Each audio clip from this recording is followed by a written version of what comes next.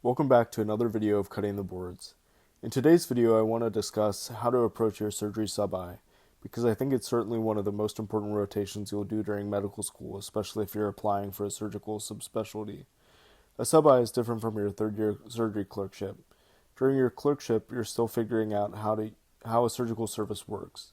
You're figuring out how to round, how to present patients, and how to function in the operating room, and really how to contribute as a medical student. When you come back as a fourth-year student, the expectations are a little different. You're still a medical student and nobody expects you to function independently as a resident, but you're starting to show the team what kind of intern you could become. That's especially important if you're rotating at a program where you might want to match. Over the course of those few weeks, residents and attendings are getting a sense of whether you're someone they would want to work with and ultimately someone they would be proud to train. So rather than giving you a list of ways to impress people, I want to go through 10 things that I think actually matter on a surgery sub-I. Most of them really come back to one idea: earning the trust of your team. Let's get started. I think one of the biggest misconceptions about doing a sub-I is that your job is to impress everyone. Students understandably feel a lot of pressure during these rotations, particularly if it's an away rotation or a program that you're really interested in. That can turn into feeling like you need to answer every question correctly, scrub every case, stay later than everyone else, or somehow prove that you're already functioning at the level of a resident. I don't think that's the right way to approach it. You should absolutely work hard and be prepared, but nobody expects a fourth-year medical student to show up as a finished intern. What you're trying to demonstrate is that you have the foundation to become a good intern. Can you take ownership of something and follow it through? Are you reliable? Are you trustworthy? Do you communicate? Can you recognize what you need help with and when you need help? And do you respond well when somebody corrects you? Those qualities are much more important than trying to create a few impressive moments during the rotation. I think you can essentially simplify almost everything you're being evaluated on during your month-long sub-I into one question: would I want this person as my intern? Nobody may ever actually ask this question out loud, but it's essentially what people are trying to figure out. If I'm working with you, can I trust you to follow up something that you said you were going to follow up on? If I give you feedback, are you going to incorporate it? If you don't know something, are you comfortable telling me that, rather than pretending that you do? And when the service gets busy, are you someone who contributes to the team or someone who creates additional work? Knowledge obviously matters, and you should come prepared, but you're not being evaluated as a finished surgeon. People are trying to decide whether you have the reliability, judgment, work ethic, and coachability of someone they would actually want to train. If you keep that question in the back of your mind throughout the rotation, I think a lot of the advice in the rest of the video becomes pretty intuitive. Rule number 1 is to act like an intern. And I want to clarify what I mean by that because it's easy to take that advice too far. Acting like an intern doesn't mean pretending that you're a physician when you're not, making decisions outside your role, or doing things without supervision. You're still a medical student, and understanding your limitations is actually part of demonstrating good judgment. What I mean is that you should start developing an intern sense of ownership. If your resident asks you to follow up on a CT scan, for example, don't just check the results and consider the task finished. Check the result, understand what it shows, and then close the loop by communicating that information back to the person who asked you to follow it. I like to think about it as see the task, own the task, and close the loop. That sounds simple, but a huge part of being an intern is managing dozens of small responsibilities and making sure that none of them slip through the cracks. If people learn that when they give you something to do, it reliably gets done and communicated back to them, you've started earning their trust. That's what I mean by acting like an intern. It's not about pretending you have more authority than you do.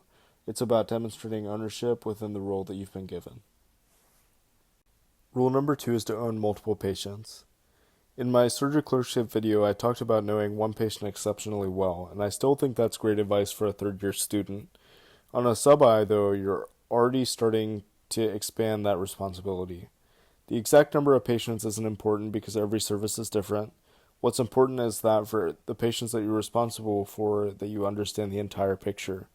You should know what happened overnight, what the morning labs show, whether there's new imaging, what the consultants recommended, what the active problems are, and what needs to happen that day. But I also want you to start thinking beyond the immediate medical problem. What is keeping this patient in the hospital? What needs to happen before they can go home? Are we waiting for physical therapy? Are we waiting for bowel function? Are we waiting for social work? Is there a consultant recommendation that still hasn't happened? That's one of the transitions I want you to start making during a sub-I. Instead of only asking what's wrong with this patient, start asking what does this patient need from our team today and how could we further their care during their hospital visit. That's much closer to the way that you're going to have to start thinking as an intern. That leads naturally into rule number 3, which is learning to anticipate what comes next. Early in medical school, a lot of your attention is focused on understanding what's happening right now. As you become more experienced, you want to start looking 1 or 2 steps ahead. Let's say you have a postoperative patient who's doing well and tolerating clear liquids. Instead of stopping there, start thinking about what might happen next. Are we likely to advance their diet? Do they still need IV fluids? Can their Foley come out? Can we transition to oral pain medications? What needs to happen today if we're hoping to discharge them tomorrow? You don't need to independently make any of those decisions. That's an important distinction. Your job is to anticipate the questions, not to exceed your role. I like to think about your patient's course as today, tonight, tomorrow, and discharge. If you can start thinking about those 4 time points, you will find that you're much better prepared on rounds and much more useful to the team.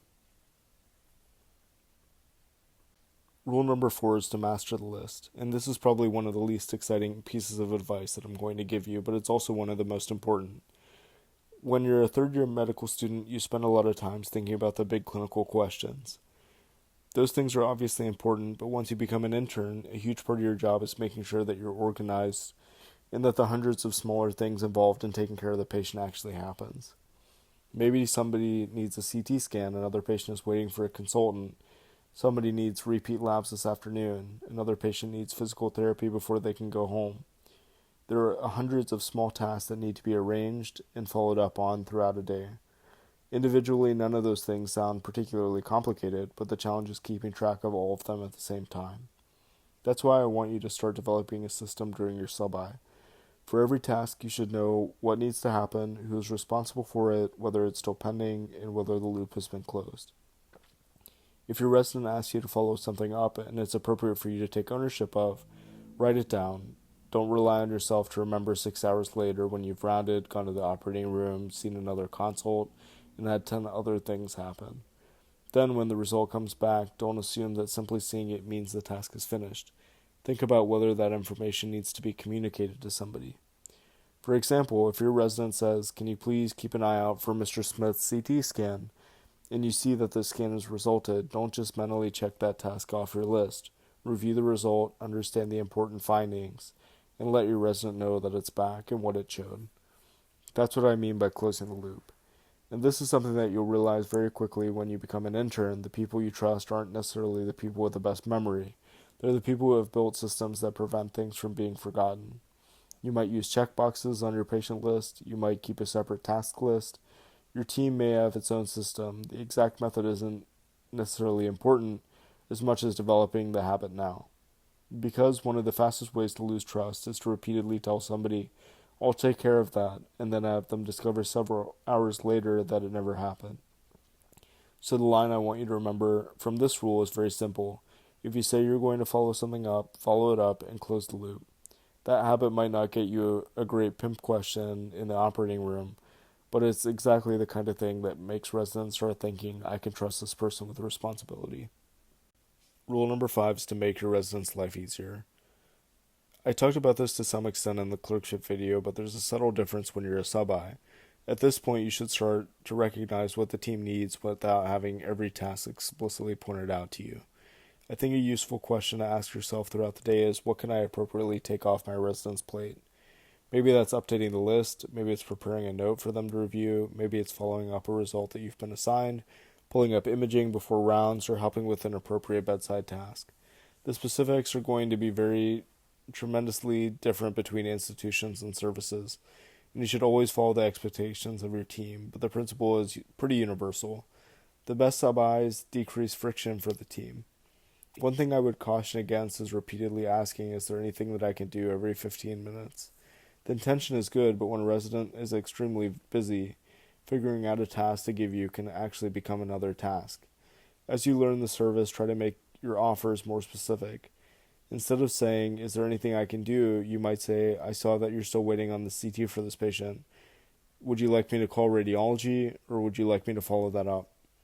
No, now you're demonstrating that you're paying attention and that you've identified something that needs to happen, and you're offering to take ownership of an appropriate task. That's much closer to how a good intern thinks. Rule number 6 is to earn trust in the OR.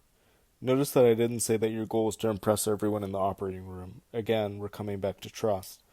Before a case, you should know your patient, why they're having the operation, the relevant anatomy, the basic steps of the procedure, the positioning, and the major complications. You don't need to memorize an operative textbook before every case. But if someone asks you why the patient is having surgery or what operation they're about to undergo, you should be able to have an intelligent conversation about it.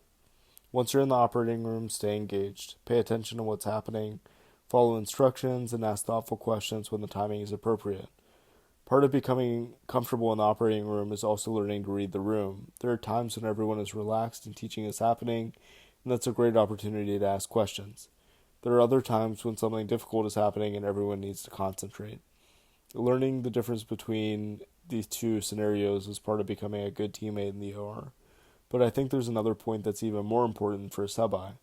The operation doesn't end when you unscrub. That's still your patient. Know how they're doing afterwards. Understand the postoperative plan. Check on their pain and nausea. Know whether there are postoperative labs or other things that your team is following. A student who only appears for the operation is interested in surgery, but a student who follows the patient before, during, and after an operation is beginning to understand ownership of a surgical patient. Rule number 7 is to ask for responsibility, and this goes hand in hand with everything we've talked about so far. There's nothing wrong with asking, "Is there anything I can do?" particularly when you're new to a team and don't yet understand the workflow or team dynamics. But as you become more comfortable, try to make those offers more specific. For example, you might say, "Would you like me to update the list?" Maybe you can ask whether you can present a particular patient in the following morning. In the operating room, when the circumstances are appropriate, you might ask if you can practice closing or participate in another part of the case. Specific offers demonstrate that you're paying attention to what is happening around you. But there's another side of this that's equally important. Don't be offended when the answer is no. Sometimes there isn't enough time, the situation isn't appropriate, or the resident needs practice themselves, and that's okay. One of the distinctions I want you to remember is that initiative is valuable and entitlement is not. Ask for opportunities, be enthusiastic when they're given to you, and if the answer is no, keep showing up and doing good work. Rule number 8 is to get feedback early enough that you can actually use it. One of the worst times to ask for feedback is on the final afternoon of your rotation. At that point, even if somebody gives you incredibly useful advice, you don't have any time left to demonstrate that you've incorporated it. Instead, I like thinking about a 4-week rotation as a progression. During the first week, you're learning the team and establishing your baseline. That's a good time to start asking for feedback. During the second week, actively work on what you've been told. By the third week, reassess. If someone told you that your presentations were too long, for example, you can ask whether they've improved. And by the fourth week, ideally, you've demonstrated meaningful growth. The question doesn't have to be complicated. You can simply ask a resident you've worked with, "What's one thing I could be doing better?" Then listen. If they tell you that your presentations are too long, shorten them. If they tell you your assessment and plan needs to be more detailed, then work on it. If they tell you that you're too quiet, make a conscious effort to speak up. One of the strongest things you can demonstrate during a sub-I is that someone can give you feedback and then see a change in your behavior. Programs aren't expecting perfection. They want to know that you're teachable. Don't discover your weakness for the first time when you read your final evaluation. Rule number 9 is to be consistently good to work with, and the key word here is consistently. It's relatively easy to be enthusiastic at 8 o'clock on the first morning of a rotation. The harder moments are when you're tired, hungry, busy, you've just been corrected, you didn't get to scrub the case you wanted, or somebody asks you to help with something that isn't particularly exciting. These moments tell people a lot about you. Surgery is incredibly team-oriented, and residency means spending a huge amount of time together under stressful circumstances. People naturally pay attention to how the people around them respond when things aren't going perfectly. That doesn't mean you need to walk around performing some artificial version of positivity all day. You're allowed to be a normal human being. But you should be respectful. You should be dependable. You shouldn't take your frustration out on other people. and you should treat people well regardless of where you sit in the hierarchy. That includes residents, nurses, scrub techs, APPs, administrative staff, environmental services, other students, and obviously your patients. One of the worst impressions you can create is being incredibly personable when an attending walks into the room and then behaving completely different towards everybody else when they leave. People notice that. Your goal is for the version of you that people see when you're tired and stressed to still be someone that they would want beside them during a different call shift. Rule number 10 is to leave them wanting you back. At the end of 4 weeks, it's obviously great if someone says that student was really intelligent, but that's not the highest compliment I'd want from a sub-I. What I'd really want people saying is, I hope they match here and it would be a privilege to train them. Think about everything contained in that sentence.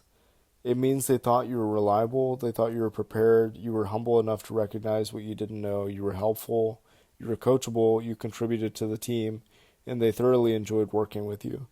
Most importantly, they believe you're someone they would be willing to invest time into training. Remember, you're not auditioning to be an attending, you're not expected to be a fully functioning intern yet. You're demonstrating that you have the foundation to become a good one. So when you're trying to decide whether something matters under sub-I, come back to the question from the beginning of the video. Would my behavior make someone more or less excited to have me as their intern? That simplifies a lot of decisions. Before we finish, I want to talk about a few things that can undermine an otherwise excellent sub-I, because you can be incredibly smart and still hurt yourself during one of these rotations. The first is overconfidence. Confidence is good, taking initiative is good, but there's a big difference between being confident and acting outside of your level of training. If you're unsure whether you're allowed to do something, definitely ask. The second is being unreliable. If you repeatedly say you're going to follow up something or do something, then you don't follow through, people eventually stop giving you responsibility. Trust takes time to build and can disappear pretty quickly. Another major issue is treating people differently based on hierarchy. Don't suddenly become incredibly engaged when the attending walks into the room and then dismiss everyone else when they leave. Surgery is a team sport, and people pay attention to how you treat them. I would also be careful about becoming defensive when you're given feedback. You won't agree with every piece of feedback you receive during your career, and sometimes you'll need clarification. But if your immediate reaction every time someone corrects you is to explain why they're wrong, people eventually become reluctant to teach you. And finally, don't turn your sub-I into a competition with other students. If there are multiple students on the service, help each other, share opportunities appropriately. Don't try to make other students look bad so that you can look better. In my opinion, that usually accomplishes the exact opposite. You don't need to outperform the other sub-Is, you need to perform at your best. If I could go back and talk to myself before doing my sub-I, there are a few things I would want to remember. First, you don't need to prove that you know everything. You won't know everything, and nobody reasonably expects you to. What you do need to demonstrate is that you can learn. Initiative matters, but judgment matters even more. Sometimes good judgment means stepping forward and taking responsibility. Other times, good judgment means recognizing that something is beyond your skill level and asking for help. I would also remember that reliability compounds. Every time you follow through with something, people trust you a little bit more, and every time you show up prepared, they trust you a little more as well. Every time somebody gives you feedback and sees you actually incorporate it, they trust you a little more. Your reputation isn't usually built through one incredible moment. It's built through dozens of small interactions over the course of the rotation. And I think the most reassuring thing to remember is this. They're not looking for a finished surgeon, they're looking for someone that they want to train. You don't need to walk into your sub-I having everything figured out.